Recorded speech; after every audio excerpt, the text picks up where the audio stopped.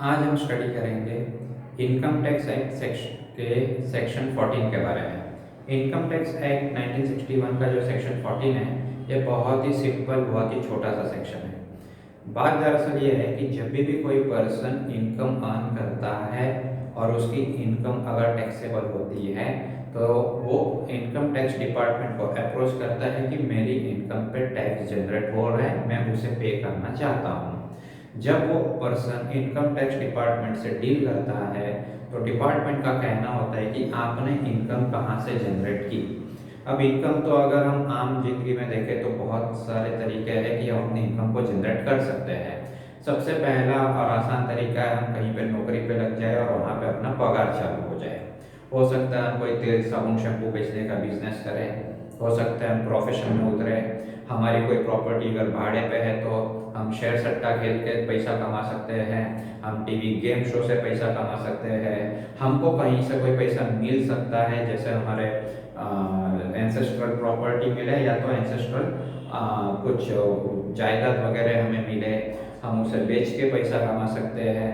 तो पैसे कमाने के ढेर सारे सोर्सेस हैं। तो इनकम टैक्स डिपार्टमेंट ने इन सारे सोर्सेस को अगर ब्रॉडली देखें तो 4 कैटेगरी में बांटा है, और जो ये चारों कैटेगरी में अगर वो इनकम का सोर्स नहीं आता जहां से हमको पैसा मिला है तो वो 5वें कैटेगरी में टैक्सेबल हो जाता है। इस प्रकार total 5 sources of income income tax act के सेक्शन 14 में दिखाए गए हैं।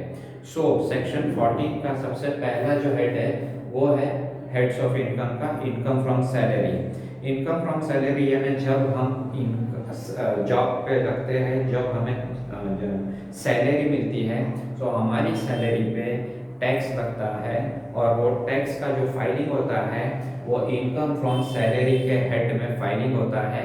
सेक्शन 15, सेक्शन 16, सेक्शन 17, 14 के बाद के आगे के सेक्शंस सैलरी के ऊपर लगने वाले टैक्स के प्रोविजंस को बताते हैं।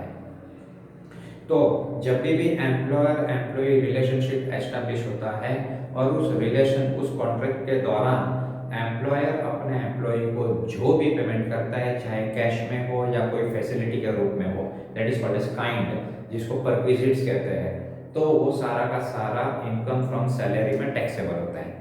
सपोज करो हम कोई तेल साबुन शैम्पू मोबाइल बेचने का, कपड़े बेचने का बिजनेस करते हैं, या तो फिर हम लोग कोई प्रोफेशन में है, जैसे लॉयर है, टीचर है, डॉक्टर है, और हम सर्विस प्रोवाइड करते हैं और पैसे कमाते हैं। सो हमारा जो बिजनेस का प्रॉफिट होता है उसके ऊपर हमारा टैक्स लगता है income from profits and gains of business and profession में।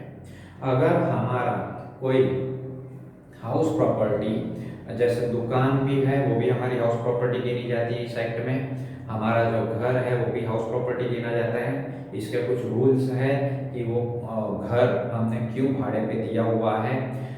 अब तो वो रूल्स के अनुसार अगर हमें वो रेंट मिलता है, जैसे हमने हमारी शॉप को भाड़े पे दे दिया, हमने हमारे घर को भाड़े पे दिया, और उससे आने वाली जो हमारी रेंटल इनकम है उस रेंटल इनकम के ऊपर गवर्नमेंट हमारे पास से टैक्स चार्ज करती है। सो गवर्नमेंट जब वो टैक्स चार्ज करती है तो वो टैक्स चार्ज होता है under the head income from house property. अच्छा, अगर हमारे पास कोई पुराना घर है, हमारा कोई कैपिटल एसेट है, मैं कैपिटल एसेट में अभी एक घर का एग्जांपल ले रहा हूँ, हमारे पास अगर घर है उसे बेच के हमने पैसा कमाया, सो यहाँ पर रेंट नहीं मिला है, रेंट मिला तो हम यहाँ पे चार्ज करते हैं इनकम फ्रॉम हाउस प्रॉपर्टी। यहाँ हमने उस घर को बेच दिया और उससे हमको कोई इनकम जनरेट हुई, तो उस इनकम को कैपिटल गेन कहा जाता है, और उसके ऊपर टैक्स चार्ज होता है under the head income from capital gain.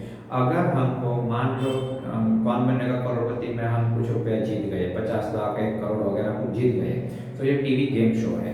इस प्रकार हमको कोई ऐसी इनकम, हमको फॉरेन कंपनी से हमको डिविडेंड मिला, हमारी कोऑपरेटिव बैंक से हमको इंटरेस्ट मिला, ये सारी हमारी ऐसी इनकम है जहाँ जिसको हम सैलरी नहीं कह सकते क्योंकि वो हमारा जॉब नहीं है, हमने कोई हमारी प्रॉपर्टी भाड़े पे नहीं दी थी, हमारा जो कोई बिजनेस नहीं है टीवी गेम शो खेलना या तो बैंक से इंटरेस्ट लेना, ना ही ये हमारा कोई कैपिटल गेन है, यानी हमने कुछ बेचा नहीं है और हमको ये इनकम मिली हुई है।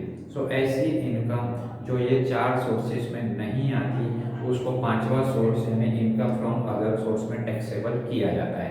बस इतना बात हमको बताता है section 14 of income tax act 1961 कि टोटल 4 सोर्सेस है, जो चारों में कवर ना हो इनकम तो उसके लिए 5वां सोर्स है।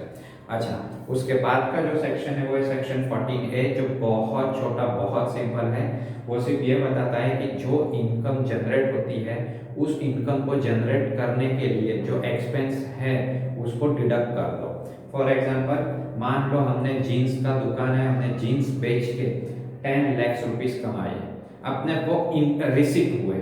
अब वो 10 लाख जो मिला है पूरा का पूरा टैक्सेबल नहीं होगा। हमने जीन्स 4 लाख में खरीदा, 10 लाख में बेचा, यानी 6 लाख रुपया मोटा मोटा प्रॉफिट हुआ।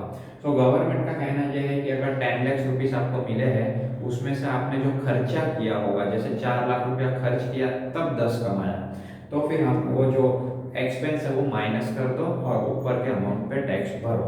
लेकिन इसमें अगर कोई हमारी ऐसी इनकम है जो टैक्सेबल नहीं है, जैसे इंडिया में हमने एग्रीकल्चर सोर्स से कुछ पैसे कमाए, इंडिया में रह के इंडिया में खेती करके हमने कुछ पैसे कमाए, सपोज करो हमारी इनकम यहाँ पर हुई 5 लाख और ये खेती की इनकम एग्रीकल्चर की इनकम जनरेट करने के लिए हमको एक्सपेंसेस हुए सपोज करो 1 लाख, तो हम ये नहीं कह सकते कि 10 लैक्स का जो टोटल इनकम है जो टैक्सेबल है, 5 लैक्स की इनकम पे तो टैक्स लगना नहीं है, इसके लिए ये हमारे इनकम टैक्स डिपार्टमेंट के लिए ये इररिलेवेंट है। सो 10 लैक्स का जो हमारा इनकम जनरेट हुआ है उसमें से हमारे दोनों एक्सपेंसेस माइनस कर दो, 4 और 1 5 लाख माइनस कर दो। 14A का कहना ये है कि अगर कोई इनकम टैक्सेबल नहीं है, एग्जेंट है, तो उस इनकम को जनरेट करने वाला कोई एक्सपेंडिचर होगा तो वो एक्सपेंडिचर टैक्सेबल इनकम को जनरेट करने के लिए जो एक्सपेंसेस है उसके साथ जोड़ा नहीं जा सकता। यानी कि जो टैक्सेबल इनकम है उसमें से उस इनकम को जनरेट करने के लिए जो एक्सपेंस किया है बस वही माइनस होगा, एग्जेंट इनकम को जनरेट करने के लिए जो एक्सपेंस किया है वो माइनस करने के लिए अलाउड नहीं है। So this was section 14 and section 14A। आगे के लेक्चर में हम लोग आगे के सेक्शन डिस्कस करेंगे। Thank you.